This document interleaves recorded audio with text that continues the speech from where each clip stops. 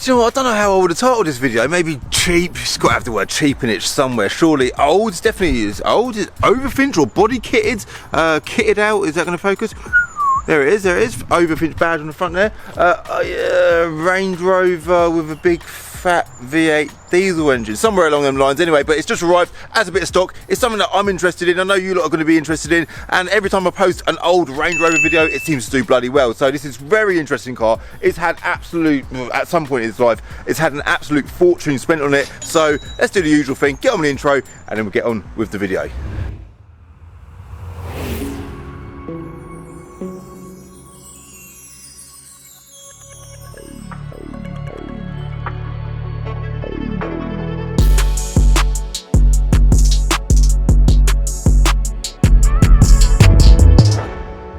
So here it is, it's a third generation Range Rover Vogue, right? So the original Range Rover was like the classical one. That was like is that the old Essex Boys one? I don't think it was. I think the Essex Boys one was the second gen. Then you've got the P38, which I've done a video on a couple of years back, and I broke down in that car. But they were quite a cool thing. And then the third gen come out, I think in about 2001, and they also released a Sport a bit later on from that. And this is actually a facelift car. So they facelifted them in 2006. So this was like the best thing available at the time. It's a V8 diesel, 3.6 litre V8 diesel engine, 270 horsepower, but it's got about 470 pounds-feet of torque, so shed loads of torque. And then obviously whoever bought this car, or one of the owners along the way, has spent a fortune on this car, because visually, guys, look how bloody good that car looks. Like, that don't look like an 07 plate car, does it? I know they're quite big and square and a bit blocky looking, but that is a bloody cool looking car, proper gangster looking. Grey wheels, we'll talk about them wheels shortly, blacked out windows, and then the interior, guys, we're going to get on the interior in a sec, because this has got an exceptional interior on this car, right? So as we wander around the front, we're going to start at the front. So the LCI cars basically have got better headlights. The side grills, usually, obviously these have been modified. I think the side grills on the facelift cars have got 3 slats, whereas the pre-facelifts have got 2 slats. Better looking front bumper, better looking front grille. Obviously a lot of this car has been changed, and as we go around the rear, like, look at that angle. From that angle, I know that looks cool, man. Look how cool that car looks. As we go around to the rear, big spoiler at the top there. It is an autobiography as well, by the way. I didn't even mention that. I don't even know if it definitely is. I assume it is, because it's got autobiography written all over it, but it doesn't even matter because it's got everything else going for it regardless. But yeah, the rear lights on the LCI cars have 2 red rear lights rather than a red and an amber rear light. I'll try and put an image on screen to display what I'm talking about, because it sounds like nonsense. But yeah, this car is an OVERFINCH car. OVERFINCH do body kits and stuff, add-ons, modifications for Range Rovers, and they do a very nice job of what they do. You know, this is a very good looking car. They've got an okay looking car and made it look pretty bloody cool. It's even got little Cobra exhaust tips as well, man. Now, I've not yet driven this car. I am genuinely quite excited about driving it. We are obviously going to go for driving it in a sec. This car came in part exchange at the weekend. It actually came in part exchange against a high mileage BMW i8, so the fella that bought that decided it was time to get out of his Rangey and get himself a BMW i8, which is quite interesting. So now moving on with what's been done to this car. So you can see we've got a rear spoiler, rear bumper's a bit different. The wheels, now I was told they were Autolab wheels. Now I've never heard of Autolab as a brand, but I've just checked them out online. They look like they're doing a wonderful job of what they're doing, but it looks like they do bespoke stuff for high-end cars, including Range Rover. So the reason why I'm questioning if these wheels are by Autolab is because we've obviously got an OVERFINCH body kit, and we've got OVERFINCH centre caps, so they must be OVERFINCH wheels. I don't know, I'm not completely sure, but they're big, hefty, and they do really suit the car very well. In fact, what size are they? 22 inch, guys. 22 inch wheels. We've got Brembo brakes on the front. They probably would have come on this car from factory, which is quite interesting. Side grills, which I've mentioned. Side repeaters on the LCI cars are clear. Pre-LCI cars are orange. Go on the inside. But by the way, I love the fact that everything is gloss black. That's kind of the look that you want if you want to look gangster in your Range Rover. Now the interior, very interesting place this is. Look at this interior. So this was all custom done by Autolab at some point in time. Right, it's got autobiography badges. Is that custom or is that auto? I don't know. This car's had a lot of money spent on it, that's all I can tell you. But this interior is beautiful. Look at the rear as well. Look, fit for a bloody Prime Minister. You can actually imagine Boris sat there, couldn't you, chilling there, watching his DVD just in front there of the party that he had during lockdown. He'd be loving that, wouldn't he? So sunroof, heated seats, got all the controls there for the entertainment, headphones as well. Obviously it is a diesel. Should we see what it sounds like? Let's jump in. Where's the key? Calv, quick hashtag key check incoming. There you go, hashtag key check. Not a bad key. Come on camera, there we go. You're going to focus? Are you actually going to focus, or are you just going to chill? It is a Monday, to be fair, so maybe he's just thinking, oh, I can't bother. There we go! Yeah, go Land Rover, Range Rover key of that era. It's a very big key. I do remember holding this key for the first time ever. Apparently it automatically charges. I don't know how true that is. But yeah, big key, quite cool. Remote, flip key, very nice. So let's jump in quickly. Before we do that, just admire all these buttons on the seat. Plenty of adjustment there. And then admire these lovely stitching on this leather again. Centre armrest looks good as well. Yeah, this is definitely all custom in it. I don't have receipts for it, which is a bit annoying. I just sort of go by what I'm told. But yeah, love the interior. Is it blue or is it black? That is black, isn't it? Yeah, fit for a footballer, this car. So it might have been owned by a footballer. You never know. Never know. The ignition barrel is just on the dash there. So let's do that. Give it some of that. Key is an ignition lock, in case you didn't know, Calv. Clever, isn't it? It's clever that it tells you that. You'd never know that after you've just put your key in the ignition lock. Right, 3, 2, 1. That big V8 did just come to life. Special programs. We've got no lights on the dash. That's quite random for an old Range Rover, isn't it? It seems like it's going to be alright. 117,000 miles, by the way. Did I put high mileage in the title? I might well have done. That is not high mileage though, is it? So I probably haven't done. But yeah, let's quickly. Should we look in the boot? Why not? Does that button work? Oh, that just unlocks it. That's just unlocked the boot. I was expecting it would pop open, but it hasn't. I'm just curious to see the size of the boot, because, you know, people that buy these cars buy them for this reason. Oh my god, we've got Mr. Bean on the go. Mr. Bean. Mate, I might just chill in the back and watch Mr. Bean a bit. If you ain't a fan of Mr. Bean, you ain't lived. Anyway, the boot, big boot there for those that are looking for a sensible review of a Range Rover. The boot size, you know, that is a big boot. This might lift up as well, does it? Yeah, probably does with a bit of force, but that's all good. In fact, if you wanted to, you could even sit on that as well, which I'm doing currently, but you can't see because I've got a camera in my hand. So let's yeah, that's so cool. It's got Mr. Bean. That's a selling point. Comes with a Mr. Bean CD, by the way. Harman Kardon. We'll go through specs as well shortly. I'm just trying to soak in and look, because I haven't had a proper look over this car, guys, even prior to filming this video, making sure I haven't missed anything. I don't think I have. Let's throw a camera up in the window, quickly go through HPI, have a look at specs, and head out on the road and do draggy times in it, see how quickly it does 20 to 70 miles an hour in comparison to some of the other cars on the draggy leaderboard. All right, let's do it now.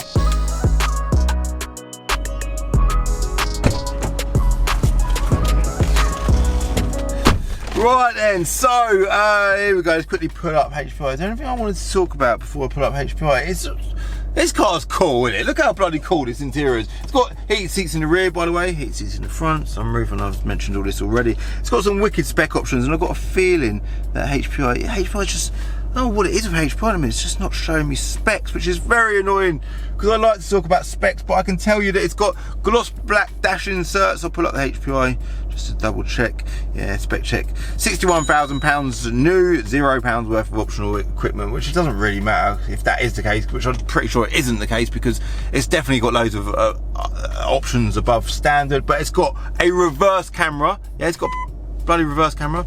Parking sensors as well. I'm guessing it's got parking sensors on the front. The camera quality is really poor, by the way, but it's, you know, it's got it. It's got tilt and slide sunroof. That button, I reckon that's been stolen from a BMW X5, because at this point in time, stop that screen recording, BMW had some kind of involvement with Land Rover. Not sure what the crack is, but when you lock it and unlock it, the door locks sound the same, and there's just a few features in here, like the gear knob and stuff, that are stolen from a BMW. These multi-function steering buttons, they're like, you could go off-roading in just them buttons. I reckon you could ride them down a cliff. They are solid, they're proud, they're monstrous, they're big, juicy, beefy buttons. The volume button is a monster as well. Like, that is in fact, we better turn that off, because we don't want sound coming from that.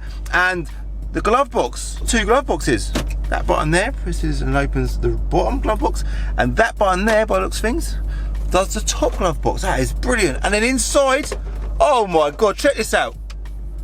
It is a rechargeable torch. So it's got little little contacts on the back there with a Land Rover badge. Look at that, look at that. That is a nice feature. That's probably worth a few quid on eBay actually. And then when you press the button to turn it on, because it should be fully recharged, doesn't actually do anything because it's not holding charge for some reason. But it's cool that it's got it. It's got a disc changer in the glove box there as well, in glove box number 2. And is there anything else I want to report? It's got a clock there, like a little analog clock. Leather stitched dash, that was quite a nice feature. I'm pretty sure that was only available on the facelift cars. That's nice. And then if we go back to the HPI, I've HPI checked it on the chassis because this car is not currently on this plate. It's on a private plate, but it's going to this plate. So we've done it on the chassis there.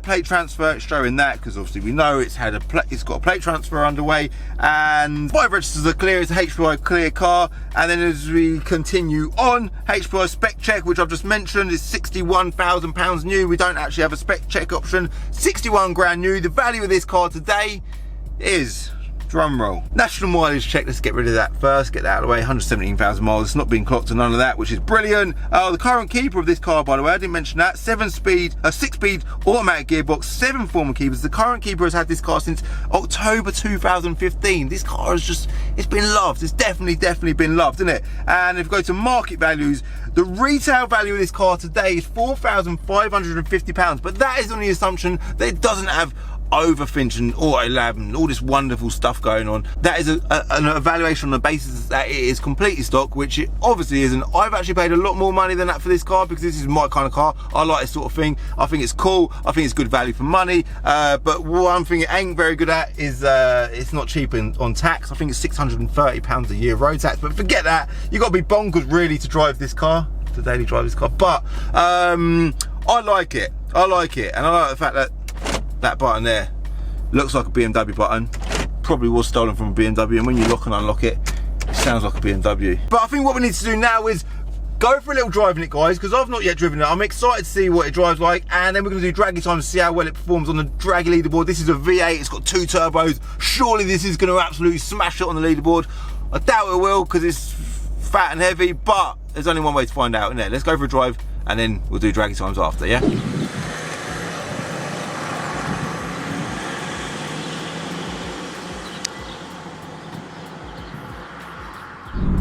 Right, I can tell you straight away that this is moving all right. I think something I probably would have highlighted in this video, in the title of this video, is the word V8, or the letters V and the number 8, because the fact that it's got a V out of the body, that is bloody cool, man. 2 turbos as well, by the way. Now, one of the things that puts people off buying these cars is the fact that it is a V8, yeah? Who wants to daily run, apart from idiots like me? I've been driving that M5, this part to Binker there, by the way. I absolutely love it. I'm going to film a video on that shortly. Get that up probably before this video. But the road tax bill alone on this car is £630 a year. That is bonkers, man. But do you know what? It pulls lovely. And something else that scares people from buying these cars is the bills that come with them. Now, they're not the most reliable things on the road, which is why I mentioned that it's quite surprising it has no lights on the dash currently, touch wood. But this car, yeah, something that these cars, a common fault that these cars have. There's cars in front of me, let's let them go off. We chill for a bit, guys, chill.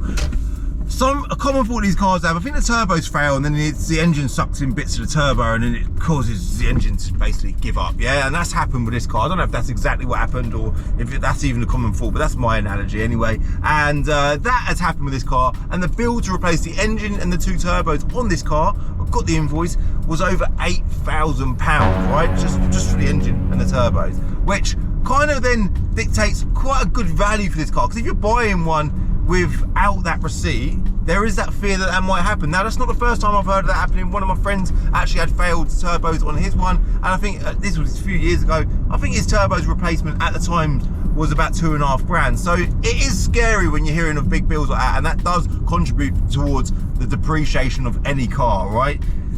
Which is going back to what I'm going to be talking about in the M5 video, which is not relative to this video. So, but this particular one is okay, and it's pulling as it should. There's no smoke coming out the back, like sometimes you'll see an old diesel Land Rover, and it'll just be pumping out loads of black or even white smoke. This ain't doing none of that. It's doing as it should. It's a nice thing, all right? It's currently raining tonight. I'll give that windscreen wipe so you guys can see a little bit better, because that isn't very clean at all. But I think what we will do is, preferably without doing the car any damage.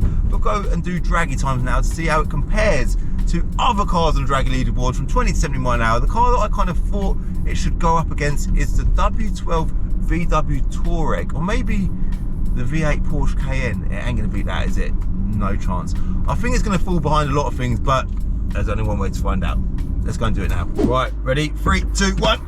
Come on, car. Right, once it starts boosting, it's quite strong, man. 6.79 to beat if we want to beat the W12 Touareg, however you pronounce it. I don't think it's going to be that, no chance, but somewhere near to that would be amazing. There we go, it even bleeps when you hit 70 mile an hour, that's clever, isn't it? Oh my god, how did I even... It is, honestly, this is the worst result I think I've ever seen in my life. The first run, guys, so we're trying to beat the Touareg at 6.79 seconds. The first run in the V8 twin turbo diesel Range Rover was 10.37 seconds. Now, that's not good at all. But we will do one more run, maybe 2 more. Give it a chance and see if we can get below 10 seconds and see what other cars it beats. Yeah. Let's go again. Yeah, so I always say it with diesels, they feel faster than they actually are. This don't feel like a slow car, but it is the 3rd slowest car that we've ever had on the channel. On the draggy leaderboard, I think we've got the Passat, then we've got something else, and then we've got this. With the 3rd run, by the way, we did do a fast run. We've done it in 9.60 seconds, but it was an unverified run. I put a screenshot of all the runs on the screen now, and you'll see that 9.91 seconds was the fastest verified run, so we have to use that. And yeah, puts this car right down somewhere near the bottom of the leaderboard. Now, that ain't what this car's about, is it? Visually, it looks unbelievable, I think, for the age of the car.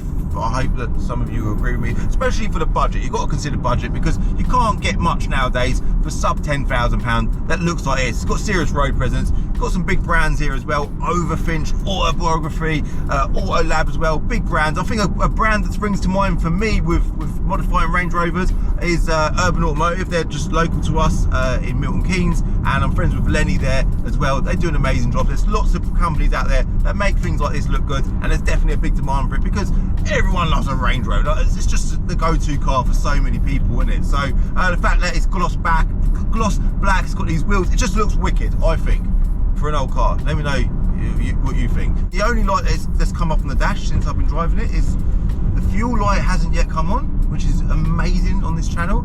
But secondly, the check side light wording has just come on at the bottom there, which is also amazing for a Land Rover. Trust me, if you've never lived with a Land Rover before, just trust me, that's incredible. So yeah, I don't know what else to say. I suppose the summary is I quite like it. It's good value for money. It's got a sunroof, it's got heated seats in the front and the rear. It's got sat nav as well, didn't mention that. Reverse camera, electronically operated steering column. Check that out. And when you start the engine, which I noticed earlier, it adjusts to suit you as a driver. Gloss black dash. I don't know, it's got a lot going for it. Interesting car for the channel. It didn't go wrong. It went brilliantly, and it achieved 3rd place at the bottom of the draggy leaderboard. I think that's bloody incredible as well. Thank you very much for watching, guys. I hope you liked this video. If you did like this video, do me a favour, hit the watch that, it's fun. Hit the like button, hit subscribe if you're new to my channel for a new video every Wednesday and Sunday at 6 o'clock, and the odd bonus video here and there. And if you're on TikTok, at Calvin's Car Diary, give me a follow, yeah? And if you're on Instagram as well, at Calvin's Car Diary, give me a follow. But I'm starting to put a bit more energy into TikTok because I think it's bloody good news. But whatever you want to do, give me a follow, hit subscribe, like, do all that stuff, and I'll see you in my next video. Bye.